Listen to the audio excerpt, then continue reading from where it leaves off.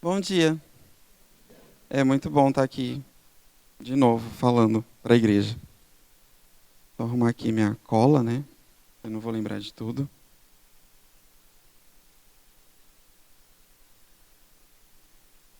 Mas me perguntaram por que eu sou missionário. Eu vou tentar responder isso até o final da mensagem. Quero contar um pouquinho então da vida em missão. Vou contar um pouco de testemunhos, mas como o pastor disse, eu faço parte de uma organização missionária chamada Jovens com uma Missão, Jocum.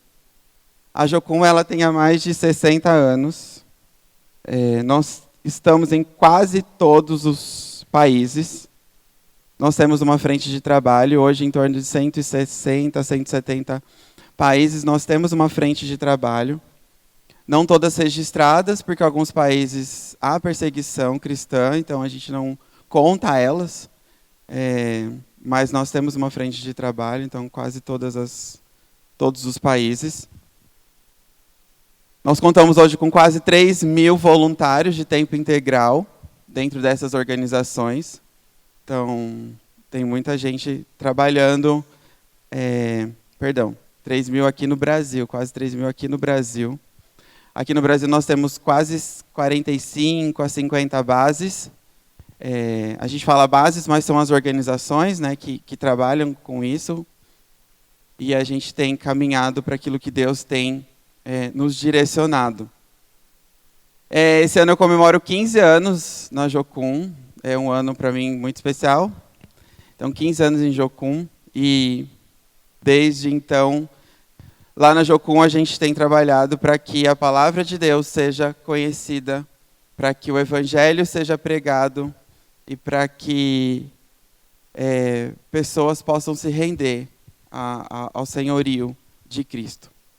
Lá na organização que eu faço parte, é lá no campus do Uberaba, aqui pertinho, né? Então, lá a gente tem vários ministérios, vários departamentos e setores, que cada pessoa vai sendo direcionada conforme aquilo que é o seu dom, seu talento ou seu chamado em Deus. Então, além das escolas que nós temos lá de treinamento, nós temos os nossos ministérios. Então, a gente tem o ministério, por exemplo, de ação social, que trabalha com a comunidade local. Hoje nós temos aula de reforço escolar, aula de inglês, aula de corte e costura, de panificação. Daniele trabalha com essa área de panificação. E a gente atende toda a comunidade ali, comunidade carente ali atrás da gente, né? Comunidade de Caraí. Então a gente faz toda essa parte de ação social com a comunidade. E eu sou voluntário. Às vezes se eu falar trabalho, gente, o trabalho é a nova forma de dizer, mas a gente é voluntário. A gente não recebe nada da organização, a gente não tem fins empregatício, então a gente é voluntário, que às vezes a gente acaba falando trabalho, né? Mas então eu sirvo no Ministério de Escola da Educação, que é a área de aprender, a Escola Cristã Aprender e Viver, que é na área da educação. Eu sou professor de uma turma, e aí então a gente tem trabalhado, eu já estou lá há 7 anos trabalhando com as crianças, e eu vou contar um pouquinho de como eu cheguei até lá. Mas então, dentro da escola, hoje a gente tem quase 110 alunos. É uma escola privada. Por que é uma escola privada? Porque nós podemos ter um currículo cristão. Se a escola fosse pública, teria que ser de acordo com a Secretaria de Educação e com o Ministério de Educação. O Ministério de Educação tem algumas áreas que nós não concordamos, como ideologia de gêneros. Isso é só um dos que a gente não concorda. Por ser uma escola cristã e denominada cristã, nós temos um currículo cristão. E isso nos permite todos os dias falar de Jesus para as crianças. Então, todos os dias, durante 9 anos, a criança vai ouvir de Jesus. Então, a gente tem um currículo que nos leva. Agora a gente está terminando, a gente vai até o 9º ano, então agora tem mais anos, onde a criança pode ouvir todos os dias. E sim, todos os dias, eles têm uma parte dentro da aula que fala sobre Jesus, né? Então, a gente tem essa liberdade de falar. Mas é uma escola missionária. Hoje, desses 110, uns 20 a 25, são todos bolsistas, que são, a maioria, filhos dos missionários. Então, a gente acaba abençoando os nossos missionários dessa forma. E o restante, quase todos, tem bolsa, tem desconto. Hoje, de 110 alunos, só 3 pagam integral a mensalidade. Todos os outros têm desconto. Porque nós queremos o aluno para a gente. Porque nós queremos que ele esteja com a gente para que a gente possa falar de Jesus.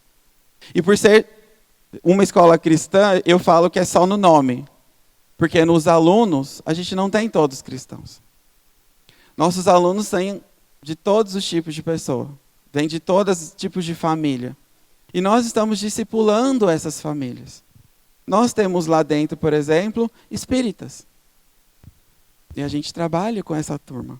A gente trabalha com essas crianças. E é um discipulado todos os dias.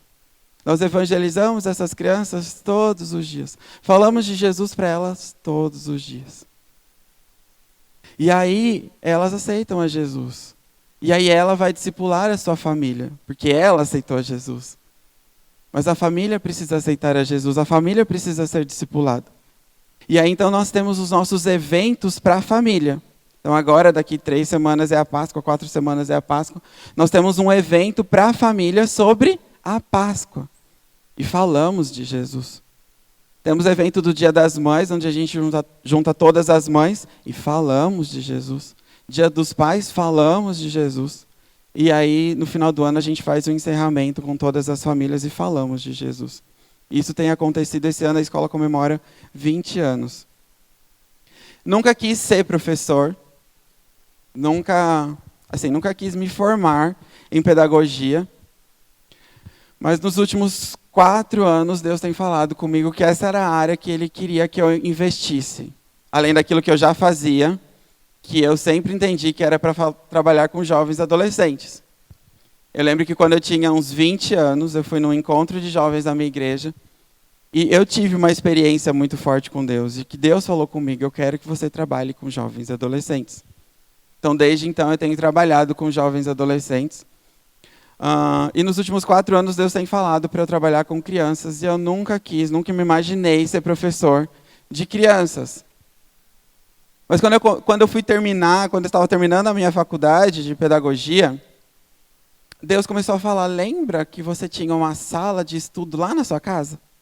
Eu falei: lembro. Lembra então que uma vez você pediu para o seu pai comprar uma lousa gigante para você poder brincar de dar aula? Lembro. Eu falei: então, você falou que queria ser professor. Então agora você vai ser professor das crianças. E eu lembro também que Deus tinha me falado que eu ia para as nações.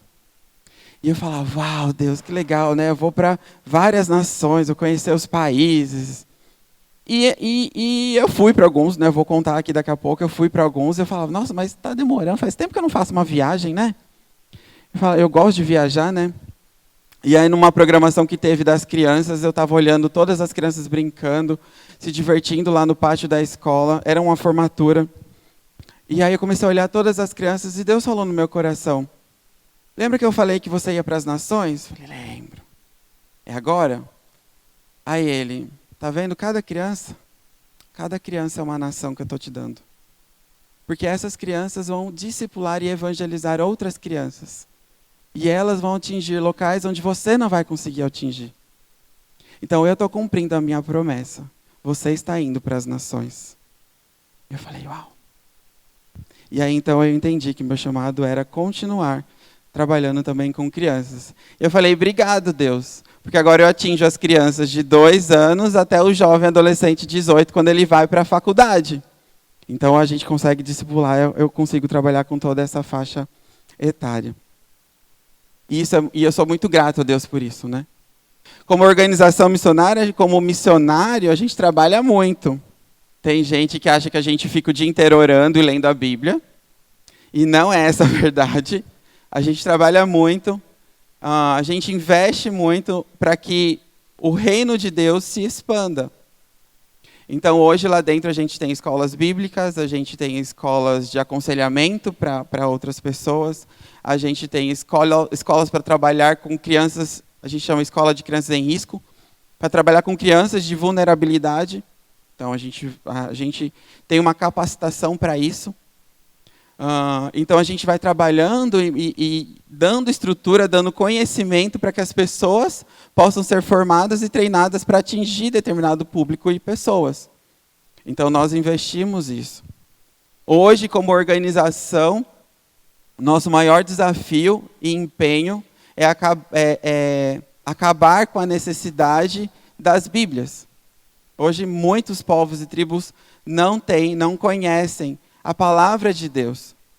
Hoje a gente tem um ministério chamado Uma Bíblia em Cada Casa, onde a gente tem uma programação onde a gente sai em cidades distribuindo uma Bíblia em cada casa, literalmente. Então a gente pega o mapa da cidade e a gente vai de casa em casa entregando uma Bíblia para aquela cidade.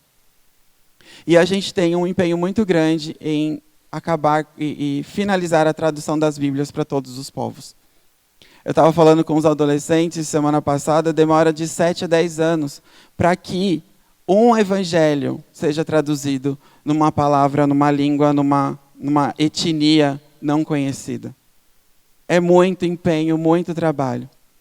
Mas a palavra de Deus, ela vai nos ensinar que quando todas as etnias conhecerem a Jesus, aí então virá o fim. Então a gente tem pregado sobre isso. Que Jesus, ele deseja ser conhecido nas nações. E aí então, como o pastor disse, eu sou missionário de tempo integral. Mas todos nós somos missionários. Mas aí tem os missionários locais. Eu brinco que é aquele versículo Judéia, Samaria e até os confins da terra. Porque eu saí da minha terra, de São Paulo, e vim para cá. E aí fui para outros lugares também. Mas ser missionário é entender que Deus nos chamou para fazer a diferença na vida de outras pessoas também. Então, todos nós somos missionários. E tem os missionários que precisam ir. Né? Como ouvirão se não há quem pregue? Está lá na palavra. Então, precisamos de pessoas que vão, e precisamos de pessoas para treinar essas pessoas que vão a esses povos não alcançados. Hoje nós temos, tá aqui as informações, 16.300 povos não alcançados. Não, minto. São 16.300 povos mundiais no mundo e 6.500 povos ainda não alcançados. E nós temos trabalhado para que esses povos sejam alcançados, para que esses lugares sejam alcançados. Ah, mas é lá na África, é lá na Ásia. Tem povos aqui no Brasil. Tem muitos povos que ainda não ouviram falar de Jesus aqui no Brasil. E nós temos trabalhado para que isso possa acontecer. E aí, então, isso faz parte do missionário de campo. A gente sempre fala que é o missionário local e o missionário de campo, que vai a um lugar, que vai a um povo não alcançado, que vai a um lugar falar de Jesus, que sai da sua zona e vai pregar a palavra de Deus. Então, eu sou esse tipo de missionário. E aí, durante esses anos, eu tive várias experiências. Uma delas foi lá no Suriname, que é essa camisa que eu estou vestindo. Morei no Suriname por 2 meses. Suriname, para quem não sabe, antigamente a gente falava que era Guiana holandesa. Há 45 anos eles se tornaram independentes e virou Suriname. Então é aquela do meio das 3 Guianas, sabe, lá no mapa, lá em cima, que faz fronteira com o Brasil. E aí então eu fui lá, tive várias experiências. Eu lembro que quando a gente foi, era aniversário do país, de independência. E aí a gente estava passeando na cidade, algumas pessoas envolvidas conheciam a gente. E eu lembro que na festa da cidade, do país, da independência, que ia ser transmitido, a nossa equipe pôde apresentar teatro e falar de Jesus na TV.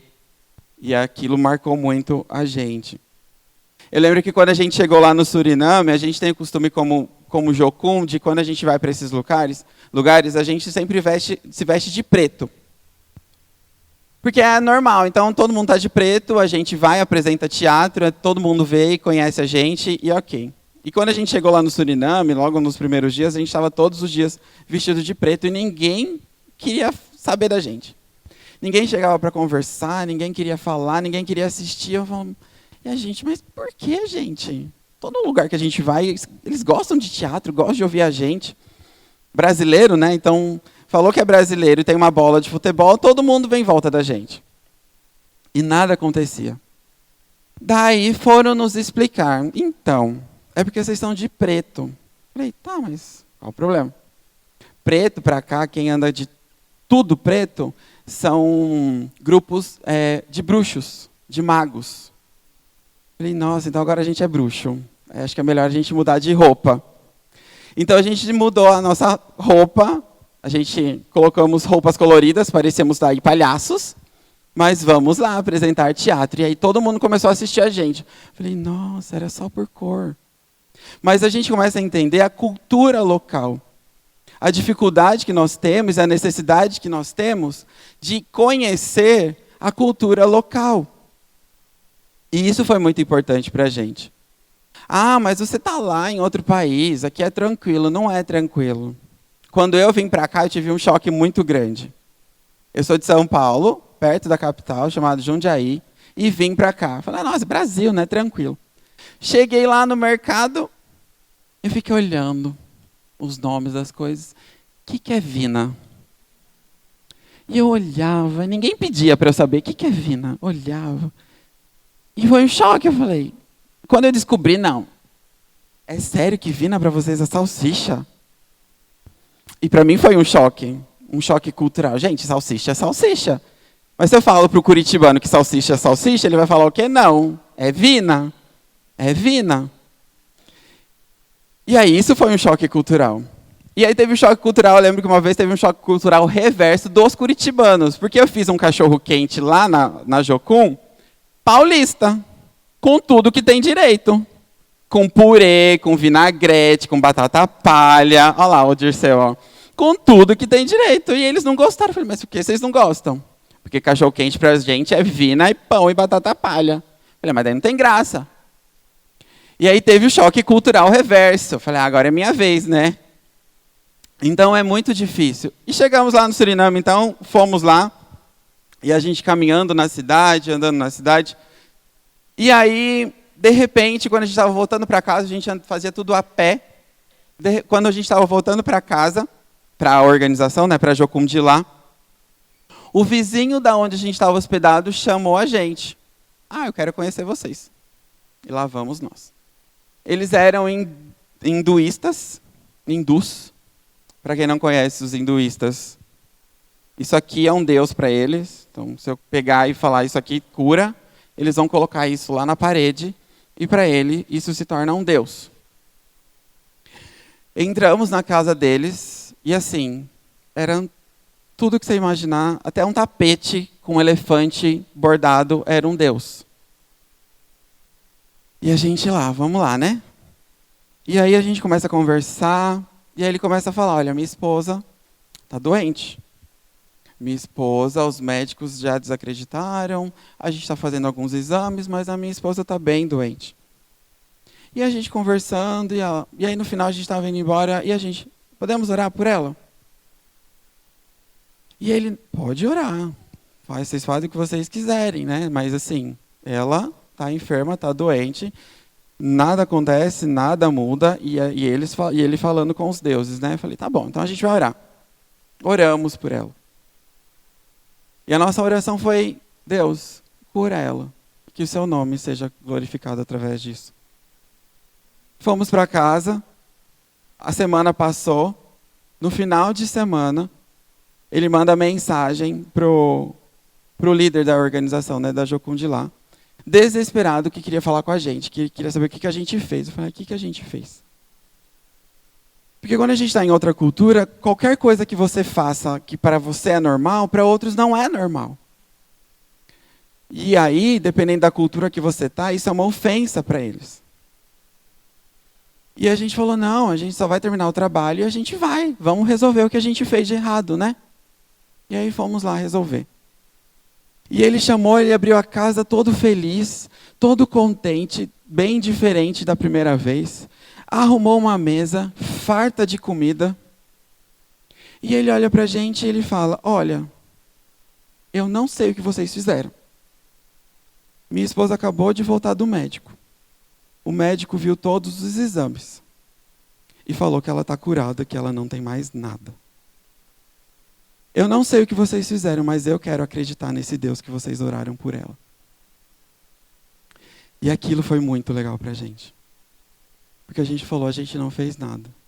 Quem fez foi a Deus que a gente serve. E Ele pode curar vocês. E Ele pode trazer salvação para a família de vocês, para a casa de vocês. E naquele momento ele orou. E naquele momento ele aceitou Jesus. Ele e a esposa dele aceitaram Jesus. E aquilo foi marcante para a gente. Naquele país a gente apresentou teatro na frente de um prostíbulo. E mulheres saíram para ver e assistir e começaram a chorar. A gente fazia um teatro que o personagem principal era uma mulher que sofria disso. Era uma mulher viciada, era uma mulher sensual. E aí Jesus vinha e quebrava tudo aquilo para aquela mulher e libertava e trazia liberdade para ela. E a gente apresentou na frente daquele prostíbulo. E as mulheres começaram a chorar e falando, a gente quer aceitar esse Jesus e mudar de vida. A gente foi a um povo perdido. A gente foi a uma nação que precisa ouvir de Jesus. E a gente fala que no Brasil tem também. Tive experiência de ir lá pro Amapá, numa ilha chamada Bailique. Quando a gente olha o mapa, se você olhar lá o Amapá, você vai ver uma pontinha assim. É bem naquela pontinha que nós fomos. Para chegar lá nessa ilha são 15 horas de barco. Isso se a maré ajudar. E nós vamos de rede. Horas deitado nas redes, igual aqueles barcos que a gente vê na televisão, é daquele jeito. Todo mundo amontoado, tudo junto. E fomos para essa ilha, chamada Bailique. E ficamos lá também 2 meses. Eu nunca vi tanto açaí de graça, gente. É assim, era R$1 o litro do açaí. Era R$2 o quilo do camarão. Em compensação, o repolho era 5. Um repolho. Um pepino era R$3. Eu falei, gente, como é gostoso comer camarão e açaí, né? Tá ótimo pra gente. Quem precisa de repolho? Ninguém precisa comer repolho. Mas é uma cultura de uma necessidade tão grande que eles são muito dependentes. E a gente tentou levar essa outra realidade. Mas eu lembro que a gente teve várias experiências que a gente foi... Um dia o responsável da organização que a gente estava falou, vamos fazer uma experiência? Igual Paulo. A gente vai até a última ilha. E aí a gente vai descendo e parando em todas as ilhas ao redor que tiver. E a gente para, vocês fazem teatro, a gente aplica, a gente pergunta quem quer aceitar Jesus. E aí no dia seguinte a gente volta. E a gente desembarca no outra ilha. Vamos, estamos aqui, né? E fomos. O mais legal, gente, é que todas essas ilhas, quando a gente acha, cara, quem vai ter uma igreja aqui? Tem uma igreja lá. Mas tem uma igreja que precisa de ajuda. E aí, então, a gente fez isso. A gente foi até a última ilha e fomos descendo. Parávamos na ilha, fazíamos teatro, falávamos normalmente com jovens adolescentes daquela ilha, evangelizávamos naquele grupo de pessoas, falava, agora é com vocês. Dormíamos em qualquer lugar, literalmente. Teve uma ilha que a gente chegou e o pastor, olha, o único lugar que tem é aquela casinha. Aquela casinha, gente, era em cima do rio, não tinha teto, era só umas folhinhas, e assim, sem luz, sem energia, sem água. E o pastor falou, é o que a gente tem para oferecer. E a gente falou, tá ótimo. Não tinha celular, nem para ter a lanterna. Hoje a gente tem celular com a lanterna, né? Não tinha. A gente tinha a nossa lanterninha, que podia acabar a pilha a qualquer hora. E aí a gente só fechou o olho, entrou, pendurou as redes e vamos dormir, e seja o que Deus quiser. E aí dormíamos nesses locais e continuávamos. E aí depois de algum tempo a gente hospedagem falou, vamos sair. Falei, cada um, a gente estava com uma equipe de 8, 9 pessoas. Falei, vocês colocam água e comida na bolsa de vocês, vocês vão até a última ponta dessa ilha. E vocês só voltam no final do dia. E aí a gente vai compartilhar o que a gente aprendeu. E a equipe saiu. E a equipe voltou. E a equipe voltou assustada. Falei, o que aconteceu? Falei, eles falaram, Torelli, a gente encontrou uma pessoa aqui no Brasil que nunca ouviu falar de Jesus. Mas aqui no Brasil, nessa ilha, nós encontramos famílias que nunca ouviram falar de Jesus. E aí, o que vocês fizeram? Falamos. Falei, isso aqui. Por isso que vocês estão aqui. E nós temos feito isso em todos os lugares que nós passamos. Tem gente que acha que desperdício, tem gente que não acredita. Eu acredito. Eu tenho vivido essas experiências todos os dias. Eu já fui para a Bolívia e vi um país totalmente carente. Carente de ouvir, de reconhecer que Cristo é o Senhor. Fui para o Rio de Janeiro em 2011, se eu não me engano, quando teve aquela enchente que destruiu toda uma cidadezinha lá do interior do Rio de Janeiro. São José do Vale do Rio Preto, é o nome da maior cidade do Brasil. Fomos para lá depois da enchente. E eu vi uma carência no Rio de Janeiro. A prefeitura, alugou um estádio grande e davam barracas para as famílias ficarem hospedadas que tinham perdido as casas. E nós começamos a ir lá toda semana, conversar com aquelas famílias. Conversar, orar, para que elas pudessem encontrar uma razão de continuar vivendo. Uma cidade totalmente perdida. Nós estamos indo a esses locais onde ninguém quer ir.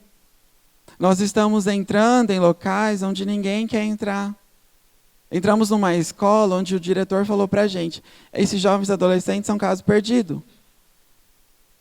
Falei, não são. Eles são. Eu vou provar para o Senhor que Deus está falando que não. E aí nós apresentamos numa escola, e o diretor falou bem desse jeito, eles são caso perdido. Vocês não vão conseguir eles não vão prestar atenção em você. Vocês vão se matar, eles não vão prestar atenção. E aí a gente conversa depois no final. Eu falei, tá bom, deixa a gente fazer. E começamos. Nossa apresentação durava mais ou menos uns 40 minutos. E começamos. E eu lembro que ninguém conversou durante 40 minutos. Todos eles ficaram em silêncio. E eu lembro que no final, a gente sempre faz o apelo, né? Quem quer aceitar Jesus. E eu lembro que todos daquela escola levantaram-se e ficaram de pé chorando. A gente quer aceitar Jesus. E aí a gente fez toda a ministração, fomos para uma sala, nossa equipe estava muito emocionada por aquilo que a gente já tinha ouvido. E a gente sabia aquilo que a gente tinha ouvido de Deus. E o diretor veio. Eu nunca vi o que vocês fizeram aqui. Eles nunca ficaram quietos, nunca prestaram atenção. E vocês fizeram algo que mudou a vida deles. Eu falei, a gente não, foi Deus. Nós estamos trabalhando para que isso aconteça. Nós estamos indo aos lugares onde tem gente que não quer ir e acredita que não é possível. Nós acreditamos que é possível. Nós fazemos um trabalho todos os anos no impacto, a gente chama de impacto de carnaval. Então, todos os anos, a gente vai para o litoral aqui do Paraná, normalmente Matinhos, e a gente trabalha os 4 dias fazendo impacto evangelístico. Então, de manhã a gente faz na praça local, falando com as crianças, e à noite a gente faz essas apresentações na rua. E aí eu lembro de uma experiência muito marcante para mim, que a gente estava fazendo as apresentações e a gente tinha essa caixinha, uma caixinha dessa de som. E ia passar o trio elétrico bem na frente. A gente não ia concorrer nunca, né? Olha o tamanho da caixa. Vamos fazer. Se Deus está falando para a gente fazer aqui, nós vamos fazer aqui. E eu lembro que a gente começou a fazer as apresentações e o trio elétrico vindo. A gente continuou fazendo as apresentações e o trio elétrico chegando. Falando, Deus, nem a gente está ouvindo a música. Para a gente fazer o teatro. E a resposta sempre era a mesma, continuem. E tá bom, Deus, você que manda. E a gente competindo, a gente não estava competindo, né? Mas assim, era a nossa caixinha e o trio elétrico. E o trio elétrico chegando, falando, Deus, não está dando certo. O que o Senhor quer mostrar para a gente? E continuamos, o trio elétrico chegando, e a gente vai apresentar nosso último teatro. Eu não sei se todos conhecem, vai chamar Life House, que é essa história da menina que no final é protegida por Jesus. Então ela é levada para as drogas, para a bebida, para a sensualidade, e no final, quando ela quer quase se matar, Jesus entra e protege ela de tudo isso, de todo o mal. E apresentávamos esse teatro, e o trio elétrico chegando, o trio elétrico vindo, nós com essa caixinha, a gente quase não entendendo, mas a gente já sabia decor as cenas do teatro. E aí eu lembro que exatamente o trio elétrico estava na nossa frente, quando a gente estava fazendo essa apresentação, a gente com a caixinha de som, Mas eu lembro que quando ele estava na nossa frente, a hora que Jesus entra para proteger a menina, o trio elétrico literalmente desligou. E o único som que 5.000 pessoas escutavam era a nossa caixinha. E eles puderam ver a Jesus entrando na frente e protegendo. E eles puderam ouvir sobre Jesus naquele dia. E nós falamos para aquelas 5.000 pessoas que em volta do trio elétrico. Porque o trio elétrico só foi voltar a funcionar depois que nós terminamos a nossa apresentação e falamos sobre Jesus. Jesus continua fazendo a obra. A missão é dele. Ele continua. Nós temos um trabalho também, todos os anos, 25 anos, lá em Barretos, Festa do Peão de Barretos. Não sei se todos já ouviram falar da Festa do Peão de Barretos, mas nós temos um trabalho lá chamado Promoção Humana. Há 25 anos nós trabalhamos e servimos a Festa do Peão. Todos os anos saem matérias nos jornais, né, nas redes sociais, dessa festa de Barretos, né? Nos últimos anos não teve devido à pandemia, bem provável que esse ano tenha.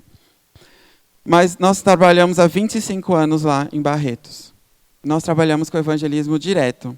Então, qual é o nosso combinado com os donos da festa? Nós trabalhamos para vocês e a gente pode evangelizar aqui à vontade. E eles, tá bom.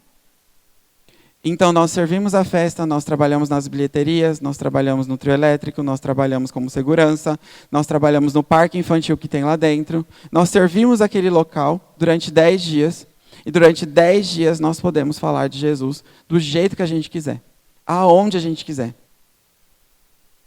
E as maiores experiências que nós temos tido nos últimos anos é de pessoas chegarem lá no nosso acampamento, porque a gente acampa lá, né? No nosso acampamento. Inclusive, o ano passado aconteceu isso. Um senhor chegou lá e falou, posso falar? A gente tem os nossos momentos, né? De louvor, de palavra. E um senhor chegou lá, ele falou, posso dar o meu testemunho? E a gente, claro. E ele falou, olha, há 2 anos atrás, eu estava bêbado, jogado no meio da rua. Vocês passaram por mim, me evangelizaram. Eu aceitei a Jesus. Naquele dia eu mudei de vida, eu fui para minha casa e resolvi minha vida. Hoje eu sou formado, hoje eu sou pastor, e hoje eu lidero uma igreja e eu trabalho com jovens adolescentes, para que eles também possam conhecer a Jesus. O trabalho continua. Eu gosto muito da parábola da semente. A semente ela vai ser lançada. Mas daí a gente precisa de alguém que lance essas sementes. Porque a gente tem muita tendência de achar que a gente que vai continuar o processo da semente. Só que nós precisamos entender que quem faz todo o processo da semente florescer é Cristo, é o Espírito Santo. Nós só precisamos lançar as sementes. E aí, eu queria perguntar para vocês, quem falou essa frase? Contudo, quando prego o evangelho, não posso me orgulhar, pois me importa a necessidade de pregar. Ai de mim se não pregar o evangelho. Alguém sabe quem falou?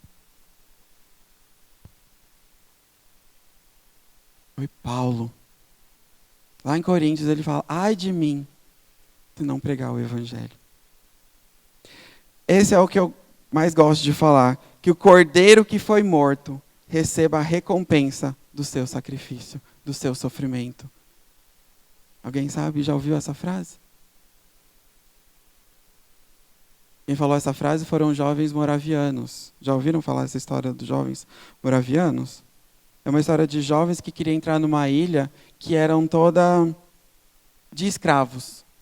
E o dono dessa ilha não deixou eles entrarem nessa ilha para evangelizar.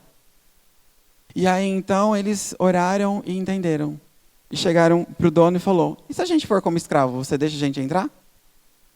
Aí o cara, sim, se vocês querem ser escravos para mim, vocês podem entrar e vocês fazem o que vocês quiserem, mas aí vocês são escravos. E aí então eles aceitam. E aí então eles se despedem da família, eles vão de barco para essa ilha, e na despedida da família, eles olham e eles gritam, que o Senhor, que o Cordeiro receba o sacrifício, a recompensa pelo sacrifício. E deixaram aquelas suas famílias e foram ser escravos numa ilha para poder falar de Jesus para aquelas pessoas. Tem uma outra frase que diz: eu não tive um chamado, apenas li uma ordem e obedeci. Quem disse isso foi Sophia Miller. Implantou mais de 50 igrejas nas tribos indígenas do Amazonas. Ela entendeu que ela precisava falar de Jesus. Quando ela reconheceu que Jesus era a diferença na vida dela. Ela entra num barco no meio do nada, descendo pela Venezuela, até chegar aqui no Amazonas. E ali ela começa a desenvolver o trabalho dela. E ela implanta mais de 50 igrejas. E converte toda uma tribo indígena. E uma dessas tribos, eu não tenho o nome aqui, e uma dessas tribos, quando a gente vai estudar e quando você pesquisa sobre a FUNAI, ela discipulou 2 tribos mais conhecidas. E quando você pesquisa da FUNAI, você vai ver as informações que essas 2 tribos são as 2 tribos que têm menos alcoolismo dentro da tribo e menos assassinato dentro das tribos. Porque ela evangelizou aquelas pessoas. Porque ela discipulou aquelas pessoas. Não se preocupe com o que não sabe da Bíblia. Se preocupe com o que sabe e não pratica em sua vida. Quem falou isso foi Corrie ten Boom. Ela protegeu na sua casa judeus durante a guerra nazista, da Segunda Guerra. E aí então, tentando responder a pergunta que me deram, por que eu sou um missionário?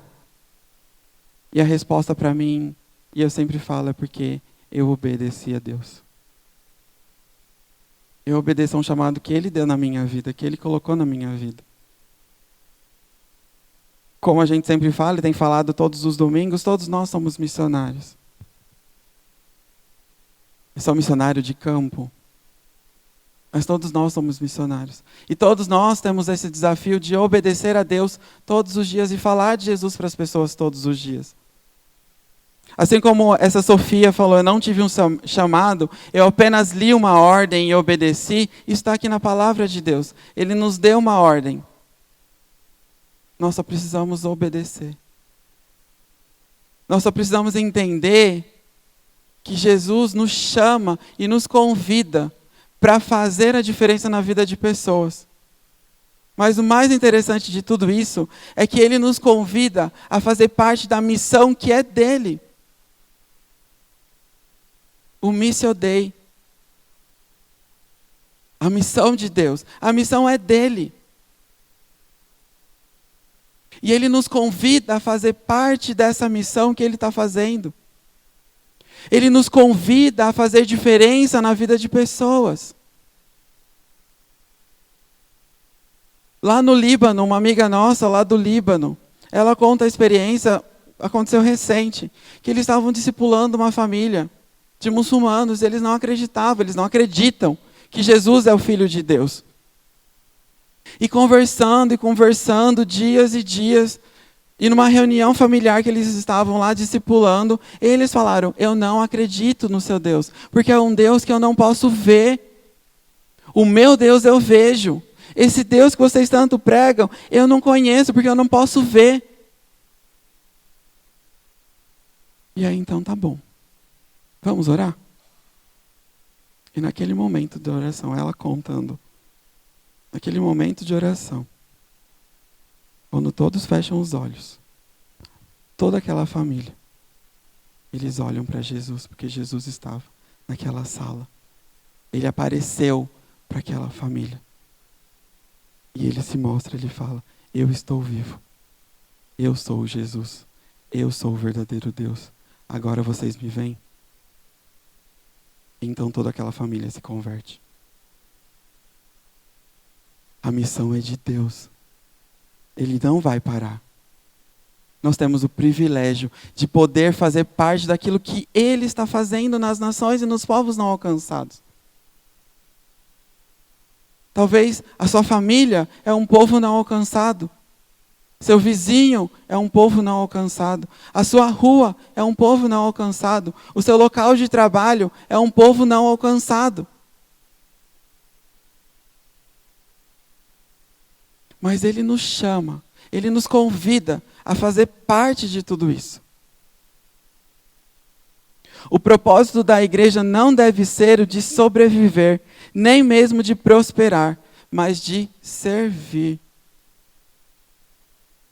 Quem falou isso foi o irmão André, contrabandista de Deus, quem já leu o livro, que contrabandeava Bíblias para levar para lugares onde não podia ter acesso ao Evangelho. E aí, a resposta para mim é obedecer. Eu obedeci. Eu entendi que a minha vida não é minha, mas a minha vida é daquele que deu a vida. E eu preciso fazer com que isso seja verdade na minha vida todos os dias. Agora, eu não posso orar se eu não for resposta da minha oração. Eu não posso falar, Jesus, que você possa alcançar os povos não alcançados, se eu não estiver disposto a ir aos povos não alcançados. Eu não posso orar, Jesus, enche essa igreja de pessoas, de famílias, se eu não estiver disposto a abraçar as pessoas, as famílias que precisam estar aqui, convidá-las para vir. Como virão se não há quem pregue? Eu não posso orar, Jesus, abençoa o nosso ministério infantil, se eu também não estou disposto a servir o nosso ministério infantil. Abençoa os nossos grupos de jovens, adolescentes, que seja cheio de jovens e adolescentes da nossa igreja. Eu não posso orar se eu não estiver disposto a abençoá-los de alguma forma. Porque o nosso propósito como igreja é obedecer e servir.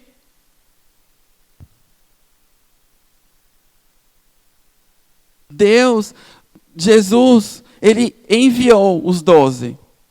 E a missão continua até hoje. A minha pergunta é, o que eu tenho feito para que os povos sejam alcançados? Para que pessoas sejam alcançadas? O que eu tenho feito para fazer diferença na vida de pessoas? Porque o meu maior medo é Jesus voltar e eu não ter nada para oferecer. Meu maior receio é Jesus voltar e eu não ter nada nas minhas mãos para entregar para Ele. Não ter nada nas minhas mãos porque eu tive preguiça, porque eu não sabia como fazer, não sabia o que fazer. Preferi ficar acomodado, preferi ficar sentado. O que você tem nas mãos para oferecer para Jesus quando Ele voltar? Eu li uma frase esses dias de algum desses pessoas importantes na história cristã, e a frase era, eu tenho 2 dias de vida, o hoje e o dia que Jesus voltar. O que eu estou fazendo hoje para Jesus? E aí então, eu entendo que, respondendo a pergunta que me deram, porque eu sou missionário, é porque eu obedeci. Por muitas vezes difícil? Sim. Muitas vezes é difícil. Muitas vezes é difícil abandonar e deixar todas as coisas para ir para um lugar que você não conhece. Muitas vezes é difícil você ter que deixar sua família para ir para um lugar e falar de Jesus. Já fiz isso algumas vezes. E faço sempre que eu posso. Sempre que é possível, sempre que necessário. Amo dar aula, amo ministrar, amo falar com jovens e adolescentes. Sempre que possível dou aula nas outras escolas dentro da Jocum. É difícil? Às vezes sim. Mas é possível. É sofrido? Não. Vale a pena. Gosto de falar essa frase, que o cordeiro receba o sacrifício, a recompensa pelo sacrifício. Eu preciso entender e precisamos entender que tudo que temos e tudo que somos vem dele e é para ele. A minha vida é dele. O que eu tenho é dele. Aquilo que eu posso fazer e sei fazer é dele e é para ele. Ah, Dorélia, eu não sei trabalhar com crianças. Eu aprendi. Ah, mas é muito difícil, é difícil. Mas a gente tem outras coisas para fazer. A gente tem que organizar o lanchinho das crianças. A gente tem que arrumar um ministério infantil. A gente tem que limpar a igreja. Tem que organizar as coisas. Sempre tem algo para se fazer. Sempre é possível. E eu ainda vou mais além. Se não tem, vamos criar. Deus nos dá uma criatividade gigante para criar as coisas. Quem me conhece mais próximo, sabe tanto que minha mente vai fervilhando de ideias, né, Edson? Né, Edson? Né, pastor? Minha mente vai... Sempre tem algo para fazer. Eu só não posso ter as minhas mãos vazias quando Jesus chegar, quando Jesus voltar. O que eu tenho para oferecer para Ele? Eu obedeci. Sou grato a Deus. Nesses 15 anos, constitui família, tem uma família incrível, filhos que amam o que a gente faz. Amo vê-los quando tem as coisas aqui na igreja e eles estão sempre envolvidos. Quando a gente vai para alguma programação, eles estão sempre envolvidos. Quando a gente faz os eventos lá na organização, eles estão sempre envolvidos. E eu posso vê-los crescer nisso. E nesses 15 anos, eu sempre falo, eu não sei fazer outra coisa, a não ser isso que Deus me chamou para fazer. Poderia fazer tudo isso, como já me perguntaram, mas, Dorélia, aquilo que você faz dentro da escola, você pode fazer isso sendo pago? Poderia. De verdade, poderia. Poderia dar aulas e ser recompensado por isso? Poderia. Mas Deus me chamou para servir o reino. E eu sou grato a Deus por isso. Tem os que ficam no local, dando suporte, assim como na Bíblia. A gente vê que os discípulos precisavam sair e viajar, e tinha as pessoas que davam esse suporte. Vamos abençoá-los, vamos supri-los, vamos orar por vocês. Mas todos eles estavam fazendo alguma coisa. O reino é para todos. Eu só não posso estar com as minhas mãos vazias quando Jesus voltar. A parábola dos talentos vai dizer isso. Um multiplicou, o outro multiplicou e o outro com medo guardou. E o servo, o dono daquele talento, não gostou muito, a gente sabe o final da história. O que você tem nas mãos? Como você pode abençoar o reino? A missão é de Deus. E Ele nos chama para fazer parte de tudo isso. Ele nos convida a fazer parte de tudo isso. É uma escolha sua. É uma escolha minha. Eu escolhi obedecer. Eu escolhi servi-lo. Eu escolhi obedecer esse chamado. Eu quero ter algo nas minhas mãos para oferecer para Ele. E aí, eu já vou terminar. E agora é a minha experiência de vida, né? Assim, realmente eu amo o que eu faço. Eu sou apaixonado pelo que eu faço. Eu sou apaixonado pelo que eu faço na missão, na organização, naquilo que a gente trabalha, naquilo que a gente investe, naquilo que a gente serve. Realmente eu sou apaixonado. Amo o que eu faço lá. E amo o que eu faço aqui na igreja. Amo servir esse lugar. Amo abençoar as vidas desse lugar. Amo abençoar as famílias desse lugar. Eu brinco lá em casa que eu queria que meu dia tivesse mais horas para poder fazer mais coisas. Porque eu amo aquilo que a gente faz. A gente como família ama aquilo que a gente faz. E eu sei que eu falo por mim, pela Daniele e pelas crianças. A gente ama servir, a gente ama abençoar. E a gente tem crescido nisso. E esse tem sido o nosso propósito de vida, a nossa missão. Então, porque eu sou missionário? porque eu obedeci a um chamado de Deus. E eu tenho visto pessoas se rendendo ao Senhor. Eu tenho visto crianças, jovens, adolescentes aceitando a Jesus como Senhor e Salvador de suas vidas. E isso tem me feito muito feliz. Eu sou muito grato a Deus por isso. Queria orar para a gente encerrar. Deus, obrigado por esse tempo. E minha oração é que o Senhor possa de alguma forma ter falado aos nossos corações. E que essa pergunta ecoe na nossa mente, no nosso coração, sobre o que nós temos em nossas mãos para te oferecer quando o Senhor voltar. Nos ajuda a responder isso e nos ajuda a ser respostas da nossa oração. Obrigado, Deus, pelo teu cuidado sobre as nossas vidas. Obrigado porque é tão bom saber que a missão é sua e nós temos o privilégio, a oportunidade de participar daquilo que o Senhor está fazendo. Muito obrigado. Agora, a minha oração é: não nos deixe sair daqui igual nós entramos. Não me deixe sair daqui da mesma forma que eu entrei. Mas que teu Espírito fale aos nossos corações ainda mais de como podemos abençoar o teu reino e falar do Senhor para as pessoas. O Senhor é digno de tudo isso. O Senhor é digno de todo louvor, de toda honra. Lá em Apocalipse fala que quando o Senhor voltar, todos os povos, tribos e etnias estarão diante do Senhor dizendo: Santo, Santo.